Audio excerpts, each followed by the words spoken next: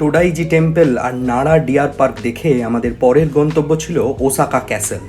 পথে বাঞ্ছারামের চেরি বাগানে সবাই আমার দিকে এগিয়ে আসছে দেখে পোজ দিতে যেতেই বুঝলাম আমার নয়, সবাই চেরি বাগানের ছবি তুলছে।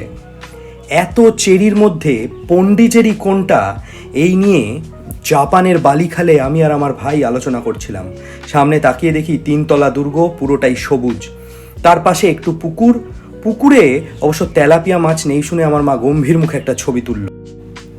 এরপর জাপানি মেলা থেকে অক্টোপাসের জিলিপি আর স্কুইডের আমসত্ত্ব ট্রাই করব বলতেই মা বলল, বাড়ি চল, তোকে উচ্ছে মূল্য দিয়ে বানিয়ে দেবো। ভারাক্রান্ত মনে দুচোখ যেদিকে যায় মনোভাব নিয়ে টোটো খুঁজতে লাগলাম জাপানের গলিতে। টোটো না পেয়ে অগত্যা বাসে করেই উমেদা স্কাই বিল্ডিং নামের উঁচু বাড়ির ছাদে উঠে পড়লাম। কলকাতার দাদা যেমন শিয়ালদা, ওসাকার দাদা তেমন উমেদা। ওনার বাড়ির ছাদ থেকে পুরো ওসাকা শহরটাই সুন্দরভাবে দেখতে পাওয়া যায়। অনেক সকালে ঘুম থেকে ওঠে বলে জলদি ঘুমোতে যাওয়ার আগে আমাদের একান্ত অনুরোধে সূর্য আমাদের সাথে কিছু পোজ দিল। সেই সুযোগে আমার মা, আমার মাসি, আমার বউ, আমি, আমার বাবা সবাই সূর্যের সাথে বেশ খানিক পোজ দিয়ে নিলাম। এরপর ফেরার পথে ফাঁকা সিঁড়ি আর একলা ভেন্ডিং মেশিন বলল জাপান ঘুমিয়ে পড়েছে।